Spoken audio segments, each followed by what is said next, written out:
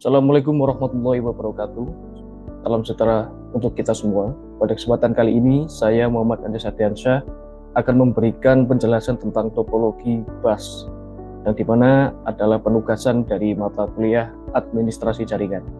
Oke, langsung saja pada di sini untuk topologi bus sendiri, kenapa harus diperdengarkan oleh administrasi jaringan dan bagaimana penjelasan tentang topologi tersebut, alat yang dibutuhkan untuk topologi tersebut, serta kelebihan dan kekurangan dari topologi tersebut. Dan yang pertama di sini adalah penjelasan paling dasar dari topologi bus sendiri, yaitu adalah merupakan topologi di mana seluruh perangkat pada jaringan terhubung pada satu kabel utama yang disebut dengan bus, atau bisa juga di istilah lain disebut dengan kabel backbone. Dan setiap perangkat pada jaringan dapat mengirim dan menerima data tersebut yang dilewati di jalur bus tersebut atau jalur koaksial, atau juga bisa disebut juga jalur backbone.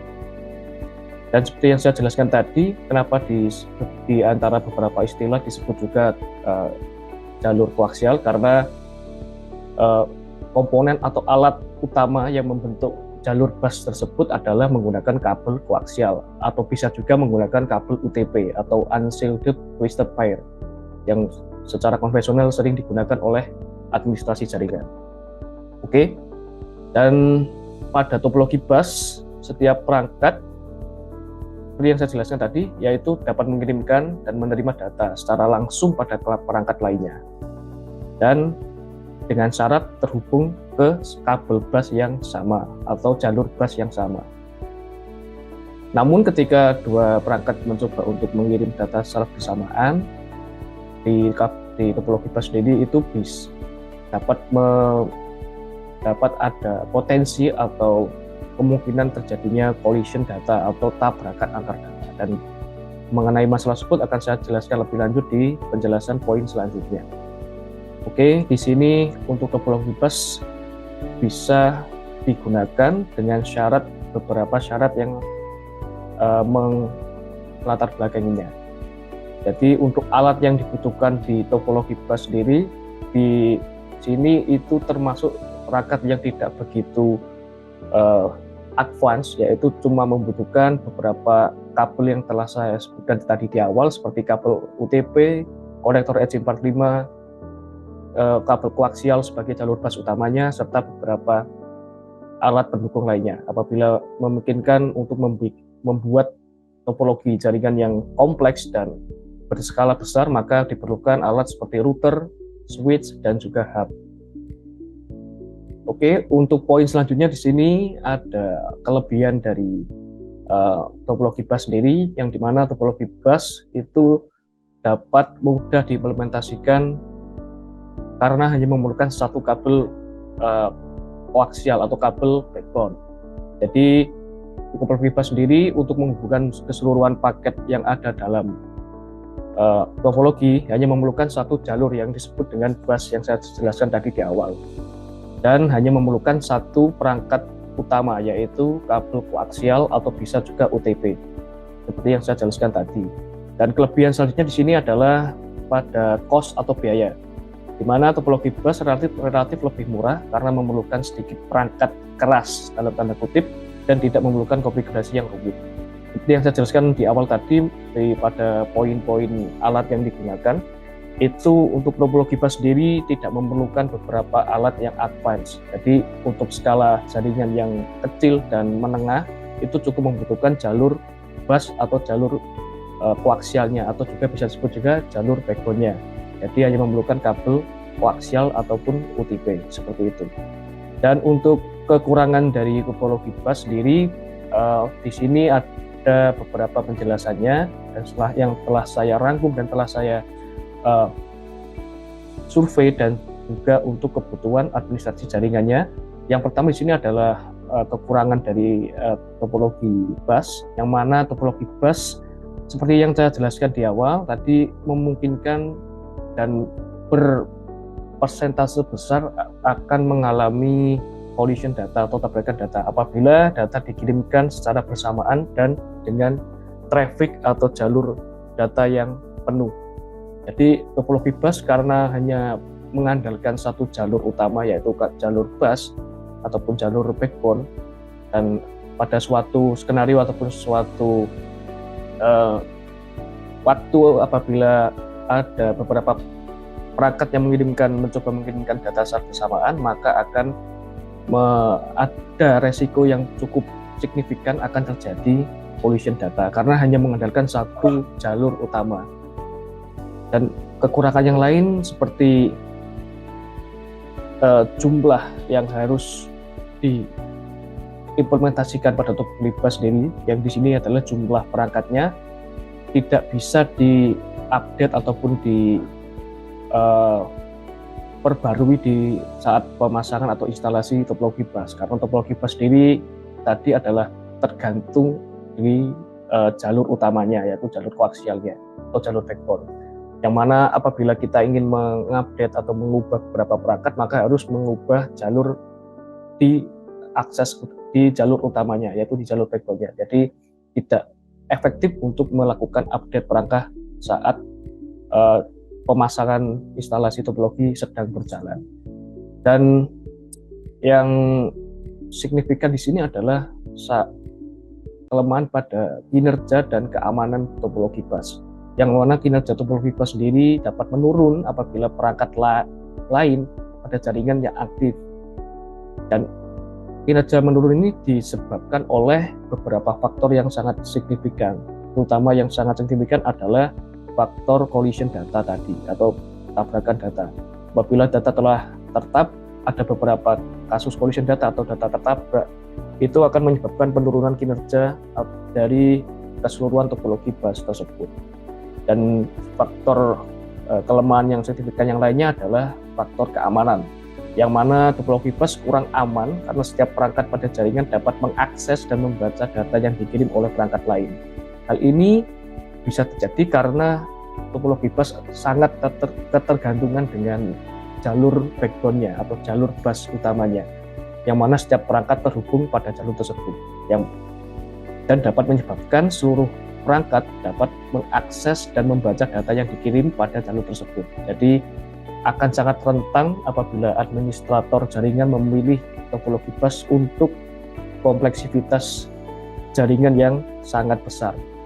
Jadi masih kurang efektif untuk kompleksitas yang sangat besar. Oke, untuk setelah menjelaskan tentang kelebihan dan kekurangan topologi bus, selanjutnya saya akan mencoba memberikan beberapa pertimbangan ataupun bisa disebut sebagai kesimpulan dari penjelasan mengenai topologi bus, yang mana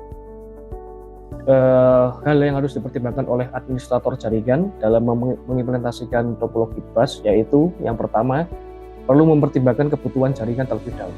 Ini yang sangat krusial dan sangat penting dilakukan oleh administrator jaringan sebelum melakukan proses instalasi yang lebih lanjut. Jadi kenapa harus mempertimbangkan kebutuhan jaringan? Seperti yang telah saya sebutkan di awal tadi dan telah saya jelaskan dan telah saya tuturkan beberapa alasan dan kelebihan dan kekurangan dari topologi bus, yang mana administrator jaringan harus mempertimbangkan kebutuhan jaringan terlebih dahulu, yang apakah jaringan tersebut diprioritaskan untuk skala besar, skala kecil, ataupun skala menengah.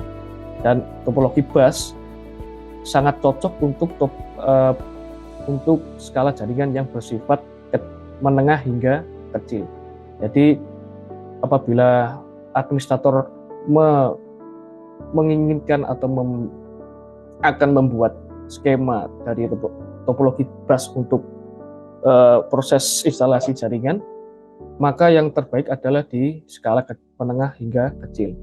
Dan apabila kita sebagai administrator jaringan dihadapkan dengan pilihan, maka saya memprioritaskan untuk memilih topologi yang lain seperti topologi star ataupun extended star, bahkan juga bisa menggunakan topologi hybrid yang sangat kompleks dan bisa menjamin dari beberapa kelemahan topologi bus tersebut. Jadi untuk administrator jaringan apabila menginginkan atau berniat membuat topologi bus sebagai dasar topologi jaringan infrastruktur jaringannya, maka harus mempertimbangkan kebutuhan jaringan terlebih dahulu. Dan hal yang lain yang harus diperhatikan oleh administrator jaringan adalah jumlah perangkat pada jaringannya. Seperti tadi, yaitu topologi bus tidak bisa diubah ataupun diupdate saat pemasangan atau instalasi topologi tersebut. Jadi sebelum melakukan pemasangan harus dipastikan jumlah pastinya atau jumlah fix dari alat-alat atau perangkat-perangkat yang dibutuhkan pada topologi bus. Dan untuk hal yang terakhir yang harus diperhatikan oleh administrator jaringan adalah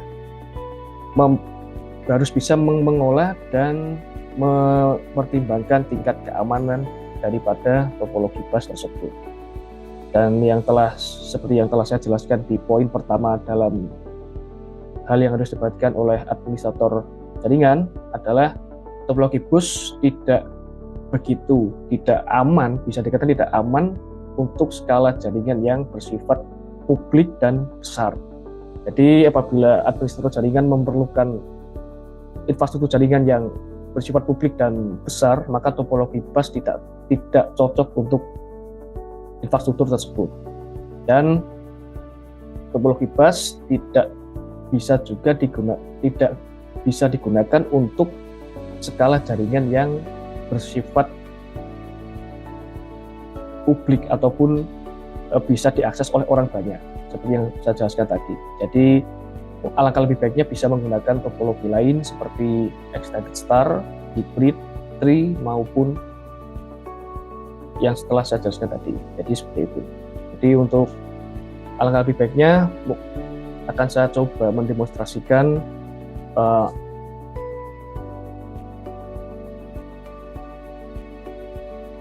solusi dari administrasi jaringan apabila ingin menerapkan topologi bus pada infrastruktur jaringan. Saya akan melakukan share screen terlebih dahulu.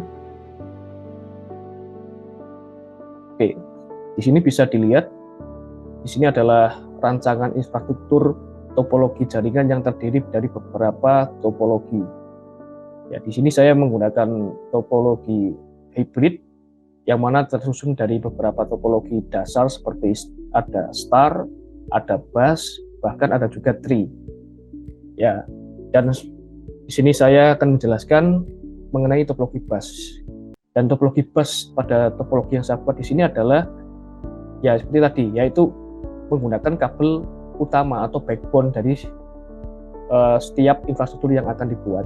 Yang mana di sini pada ruangan A2 ada kabel backbone yang menghubungkan perangkat PC, switch serta router. Ya, di sini karena saya menggunakan topologi yang bersifat hybrid atau campuran dari beberapa topologi yang lain, maka topologi bus ini bisa disimpulkan aman karena tercover dengan topologi lain yang saya gabungkan di topologi hybrid ini. Jadi alangkah lebih baiknya apabila kita sebagai administrator jaringan bisa mencoba untuk mengeksplor lebih dalam lagi mengenai topologi yang akan kita rencanakan. Jadi berhubung topologi bus sendiri masih kurang efektif dari segi keamanan, keefektivitasan maupun dari segi pengimplementasian, yaitu saat dilakukan update ataupun perubahan perangkat. Jadi lebih baik apabila kita menggunakan topologi bus, yaitu dengan mengkombinasikan dengan topologi lain agar kelemahan atau kekurangan dari topologi bus tersebut dapat tercover atau teratasi dengan topologi lain yang lebih baik kualitasnya. Jadi seperti itulah kesimpulan dari saya, dan solusi maupun penjelasan mengenai topologi bus dalam administrasi jaringan. Untuk kurang lebihnya mohon maaf. Wassalamualaikum warahmatullahi wabarakatuh.